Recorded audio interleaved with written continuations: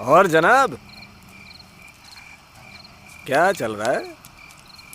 जनाब, हिंदुस्तान में तो फॉग चल रहा है। નમસ્કાર મિત્રો, આજે આપણે વાત કરીશું એક એવા ગરવા ગુજરાતી ઉદ્યોગ સાહસિક વિશે જેની પાસે કોઈ પણ જાતની MBA કે ફાઇનાન્સની ડિગ્રી તો નથી, છતાં 10,000 કરોડની નેટવર્ક ધરાવતી કંપની માત્ર 10 વર્ષના સમયગાળામાં ઊભી કરી દીધી. પોતાની માર્કેટિંગ સ્ટ્રેટેજી અને બજારને પરખવાની કુશળતાથી દેશની ટોચની બ્રાન્ડ હિન્દુસ્તાન યુનિલિવર અને ITC જેવા માર્કેટ જાયન્ટને હરાવી પોતાના પ્રોડક્ટને માર્કેટ લીડર બનાવ્યો. આ એ વ્યક્તિ છે જે કોઈપણ પ્રોડક્ટને લોન્ચ કરે તે પ્રોડક્ટ માર્કેટમાં લીડર બની જાય છે. જી હા મિત્રો, હું વાત કરી રહ્યો છું વિની કોસ્મેટિકના ફાઉન્ડર અને CMD દર્શનભાઈ પટેલની. મિત્રો, તમે ફોગ પરફ્યુમની એડવર્ટાઇઝ તો જોઈ જ હશે. એ ફોગ પરફ્યુમ આ દર્શનભાઈની કંપનીની જ પ્રોડક્ટ છે, જેના વિશે આજે આપણે ડિટેલમાં ચર્ચા કરવાના છીએ. તો શરૂઆતથી શરૂ કરીએ. દર્શનભાઈ પટેલનો જન્મ ગુજરાતના અમદાવાદમાં થયો હતો, પરંતુ તેમનો ઉછેર ઓડિશાના સંબલપુર શહેરમાં થયો હતો. તેમના પિતા એક વ્યાપારી હતા અને તેમને કોઈપણ પ્રકારનું વ્યવસાયિક શિક્ષણ લીધું નહોતું. દર્શનભાઈ પટેલ કે જેઓ આજે ફોગ બ્રાન્ડ દ્વારા જાણીતા છે, તેમને સફળતા કંઈ અચાનક મળી નહોતી. એક સામાન્ય ગુજરાતી પરિવારમાં જન્મેલા દર્શનભાઈ પટેલે જીવનની શરૂઆત ખૂબ જ નાની જગ્યા પરથી કરી હતી. આજે તેઓ ફોગ અને વિની કોસ્મેટિક્સ જેવી બ્રાન્ડના માલિક છે. તેમની બિઝનેસમેન તરીકેની સફર પારસ ફાર્માસ્યુટિકલ્સથી શરૂ થઈ હતી, જે બાદમાં ભારતમાં એક જાણીતી કન્ઝ્યુમર હેલ્થકેર કંપની બની હતી. દર્શનભાઈ પટેલે તેમની કારકિર્દીની શરૂઆત 1986માં પારસ ફાર્માસ્યુટિકલ્સમાં જોડાઈને શરૂ કરી હતી. તે સમયે પારસ એક નાની એવી કંપની હતી કે જેનું મુખ્ય કાર્ય માર્કેટ રિસર્ચ કરવાનું હતું, જ્યાં તેઓ ગ્રાહકોના વલણ અને બજારની જરૂરિયાતોને સમજતા. આ દરમિયાન દર્શનભાઈ પટેલને સમજાયું કે જો કંપની યોગ્ય પ્રોડક્ટ લોન્ચ કરે કે જે લોકોની વાસ્તવિક સમસ્યાઓનો હલ કરે તો તે ચોક્કસ સફળ થશે. દર્શનભાઈ પટેલે બજારની તકો અને ખામીઓને ઓળખવાનું શરૂ કરી દીધું હતું.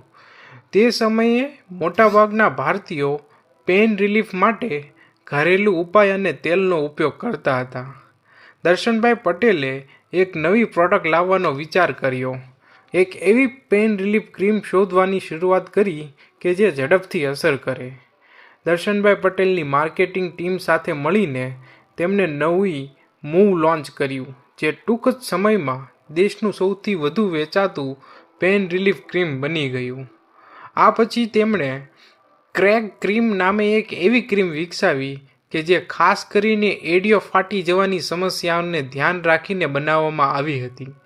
આ વિચાર દર્શનભાઈને મુંબઈના ચર્ચગેટ સ્ટેશન પર મહિલાઓની ફાટી ગયેલી એડી જોઈને આવ્યો હતો. આ ક્રીમ પણ ટૂંકા ગાળામાં દરેક ઘરમાં પ્રખ્યાત થઈ ગઈ હતી. આ ઉપરાંત ડી-કોલ્ડ અને ઇચગાર્ડ જેવા પ્રોડક્ટ્સ પણ દર્શનભાઈ પટેલના માર્ગદર્શન હેઠળ લાવવામાં આવ્યા હતા અને ભારતીય બજારમાં ખૂબ લોકપ્રિય બન્યા હતા. વર્ષ 2010માં દર્શનભાઈ પટેલ અને તેમના પરિવારજનોએ પારસ ફાર્માસ્યુટિકલ્સને 3260 કરોડ રૂપિયામાં વેચી દીધું અને તેમને નક્કી કર્યું કે એક નવી ઇન્ડસ્ટ્રી ખોલવી અને તેમાં જંપ લાવવું. આ સમયગાળો હતો વર્ષ 2009-10નો, જ્યારે માર્કેટમાં યુવા લોકોને ધ્યાનમાં રાખીને બનાવવામાં આવતા પ્રોડક્ટ્સની બોલબાલા હતી. એવામાં એમની નજર પડી સ્પ્રે માર્કેટ પર. તેમણે જોયું કે ત્યારના યુવાનોમાં પરફ્યુમનો જબરો ક્રેઝ હતો અને આ એક ઉભરતું માર્કેટ હતું.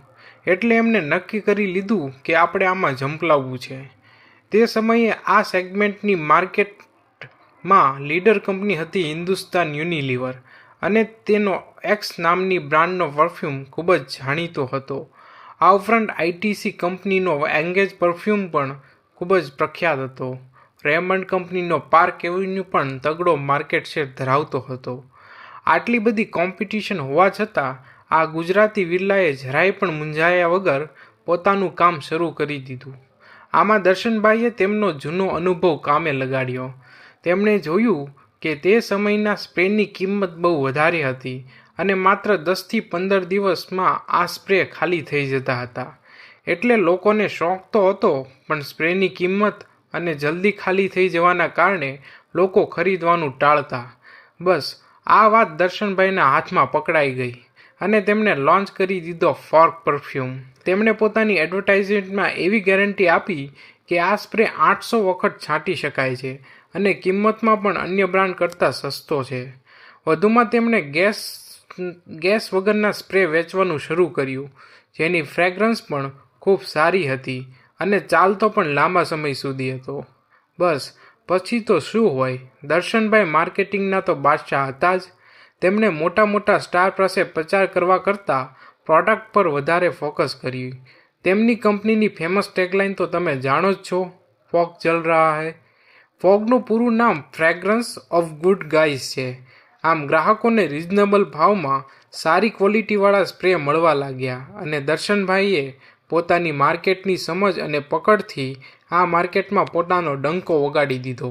વર્ષ 2022 આવતા સુધીમાં આ કંપનીની વેલ્યુએશન 9,000 કરોડને પાર પહોંચાડી દીધી.